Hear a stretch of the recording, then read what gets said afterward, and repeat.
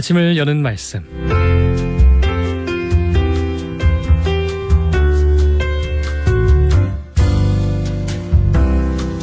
아침을 여는 말씀, 오늘의 시간은 대연교회 전승만 목사님께서 말씀 전하십니다.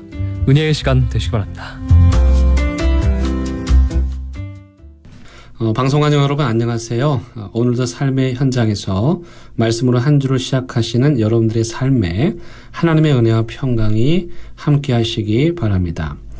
가끔 길을 걷다 보면 뭐가 그렇게 좋은지 혼자 신이 나서 노래를 흥얼거리고 어깨춤을 추며 걸어가는 분들을 만나게 됩니다.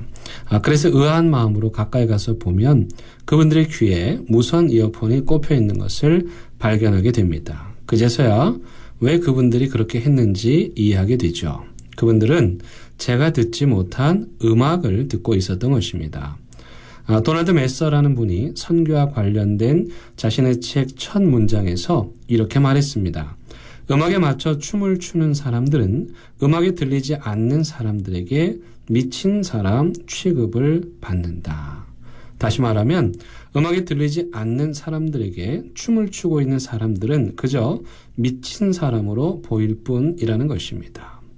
음악을 들은 사람들은 춤을 추지 않고 멀뚱하게 서 있는 사람들이 이해가 되지 않을 것이고, 반면에 음악을 듣지 못한 사람들은 춤을 추고 있는 사람을 이해하기 어려울 것입니다. 이처럼 음악 소리를 들은 사람과 듣지 못한 사람, 이 둘 사이에는 엄청난 차이가 존재합니다.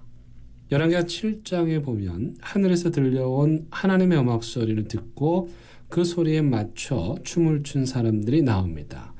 그들은 그 시대의 천형이라고 불리던 나병에 걸린 사람들이었습니다. 구약성경에서 나병은 공동체로부터 격리되어야 할 부정한 병으로 여겨졌습니다. 그래서 열왕기하 7장 3절에 보면 이 4명의 나병 환자들이 사마리아 성에서 쫓겨나 성문 밖 어귀에 머물며 사마리아 성 안에서 던져주는 음식을 받아먹고 살고 있었습니다. 그런데 지금 이들이 심각한 문제에 직면하게 됩니다. 그것은 그들에게 먹을 것을 던져주는 성 안의 사람들조차 먹을 것이 없었다는 것입니다. 그 시대 중동 지역을 주름잡던 시리아 군대가 쳐들어와서 사마리아 성을 포위하고 고사작전을 펼치고 있었고, 이로 인해 물자를 조달할 수 없었던 사마리아 성의 물가가 폭등하여 싸구려 음식조차 구할 수가 없을 정도였습니다. 그러니 그 성에서 던져주는 것을 받아먹고 살던 4명의 나병 환자들의 상황은 오죽했겠습니까? 그래서 이들이 머리를 맞대고 살 궁리를 모색하다가 한 사람이 전혀 뜻밖의 제안을 합니다. 어차피 여기 있어도 그냥 죽을 목숨이니 차라리 시리아 군대에 항복하자는 것이었습니다. 거기 가서 그들이 먹을 것을 주면 살 것이고 죽여도 어쩔 수 없지 않느냐는 것이었습니다. 그래서 이 4명의 용기를 내어 동족이 아닌 적국에 먹을 것을 구하기 위해 항복을 하러 갑니다. 그런데 이게 웬일입니까? 이른 새벽 그들이 아람 군대 진영에 도착했는데 쥐죽은 듯이 조용한 것입니다. 이상하다 싶어서 시리아 진영을 샅샅이 뒤졌는데도 개미 새끼 한 마리 보이지 않았습니다. 도대체 무슨 일이 있었던 것일까요? 간밤에 하나님께서 큰 소리를 내셔서 시리아 군대가 혼비백산하여 도망하게 만드신 것입니다. 시리아 군인들은 이스라엘 동맹군이 기습 공격을 한 줄 알고 급하게 몸만 빠져나간 것입니다. 4사람은 그때부터 이게 웬일인가 싶어서 당장 식량 창고로 달려가 마구 먹어대기 시작했습니다. 그야말로 폭풍흡입을 한 것입니다. 그들이 실컷 음식을 먹고 난 후 진영을 샅샅이 뒤져서 음식과 보물을 다 챙겨 자기들만 아는 곳에 몰래 파묻어 두었습니다. 그리고 이 4사람이 부른 배를 두드리며 세상 부러울 것이 없이 하늘을 바라보며 누워있는데 이 상황이 아무리 생각해도 기가 막히는 것입니다. 이들을 천대하던 성 안의 사람들은 죽게 생겼는데 천대받던 그들은 배가 부르도록 먹고도 남는 음식을 주체할 수 없는 것이었습니다. 그런 생각을 하고 있을 때 하늘에서 소리가 들려옵니다. 열왕기하 7장 9절의 말씀입니다. 나병 환자들이 그 친구에게 서로 말하되 우리가 이렇게 해서는 아니 되겠도다. 오늘은 아름다운 소식이 있는 날이거늘 우리가 침묵하고 있도다. 만일 밝은 아침까지 기다리면 벌이 우리에게 미칠지니 이제 떠나 왕궁에 가서 알리자. 그날 그들이 들은 하늘의 소리는 두 가지였습니다. 하나는 양심의 소리였습니다. 아무리 성 안의 사람들이 자신을 몰아냈다고 하더라도 인간이라면 이렇게 해서는 안 된다는 양심의 소리가 그들의 귀에 크게 들렸습니다. 또 하나는 두려움의 소리였습니다. 이 기쁜 소식을 죽어가는 사마리아 성 안의 사람들에게 전하지 않는다면 하나님께로부터 화가 미칠 것이라는 것이었습니다. 그래서 이들은 하늘에서 들려온 그 음악 소리를 듣고 자신들을 밀어내고 사람 취급도 해주지 않았던 사마리아 성 안의 사람들에게 이 기쁨의 소식을 전하러 갑니다. 어쩌면 문전박대를 당할 수도 있고 믿어주기는커녕 첩자라고 의심을 받을 수도 있겠지만 그들은 하늘에서 들려온 음악 소리를 외면할 수 없어서 그 음악 소리에 맞춰 춤을 추며 사마리아 성으로 뛰어갔습니다. 지금으로부터 134년 전인 1887년 국내와 해외 선교사라는 호주의 선교 잡지에 실린 글을 한 청년이 읽었습니다. 그 글은 중국의 울프 선교사가 부산 지역을 둘러보고 쓴 글이었습니다.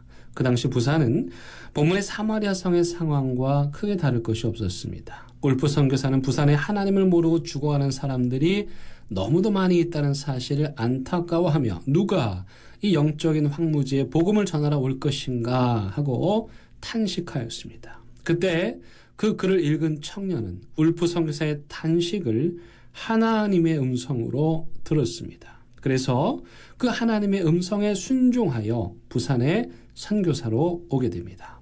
그 청년이 바로 호주 빅토리아 장로교회의 후원으로 여동생 메리와 함께 한국에 들어온 데이비스 선교사입니다. 그는 한양에서 선배 선교사님들을 통해서 선교 훈련과 한국어 교육을 받습니다. 그리고 한양에서부터 부산까지 안전하고 빠른 배편이 아니라 육로를 이용하여 부산으로 내려옵니다. 그 당시 외국인이 육로를 이용하는 것은 매우 위험한 일이었지만 그는 한국 사람들의 삶을 이해하고 만나는 사람들에게 복음을 전하기 위해 육로를 택하여 수원, 공주, 남원, 하동, 사천 등을 거쳐 부산에 20여일 만에 도착합니다. 그런데 이게 웬일입니까? 안타깝게도 여독이 채 풀리지 않은 상태에서 감행한 무리한 여행으로 인해 천연두와 폐렴에 걸려 부산에 도착하자마자 쓰러지게 됩니다. 그리고 바로 그 다음 날인 1890년 4월 5일 하나님의 부르심을 받았고 그렇게 데이비스 선교사는 한국의 첫 번째 개신교 순교자가 되었습니다. 이 선교사님이 한국에 온 지 6개월 만의 일이었습니다. 그렇다면 데이비스 선교사를 파송한 호주 빅토리아 장로교회에서는 그날 이후 무슨 일이 있었을까요? 그들도 데이비스 선교사의 죽음 이후 데이비스 선교사가 들었던 하늘의 소리를 듣게 됩니다. 그래서 바로 다음 해에 선교사 5가정을 부산으로 파송합니다. 그런데 그게 끝이 아니었습니다. 데이비스 죽음 이후 호주 장로교회에서 130명의 선교사를 부산 경남 지역에 파송합니다. 그로 인해 부산 지역의 선교는 호주 선교사들이 담당하게 되었고 그분들의 헌신의 열매가 일신여학교, 일신병원, 5, 6대 상회원 그리고 부산 경남 지역의 모든 교회들입니다. 사랑하는 극동방송 가족 여러분, 여러분들도 4명의 나병 환자들, 데이비스 선교사 그리고 130명의 호주 선교사님들이 들었던 하늘의 음악 소리를 들으실 수 있기를 바랍니다.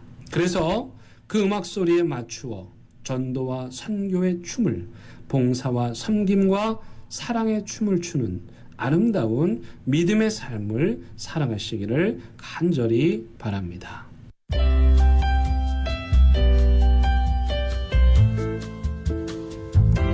아침을 여는 말씀. 지금까지 부산시 남구 진남로에 위치한 대연교회 전승만 목사님의 말씀으로 함께 하셨습니다. 오늘 방송 들으시고 신앙생활에 도움받기를 원하시거나 예수님을 구주로 영접하기 원하시는 분들은 628-2260 대연교회로 연락 주시거나 051-780-2828 부산극동방송으로 연락 주시기 바랍니다. 아침을 여는 말씀 오늘 이 시간을 마칩니다.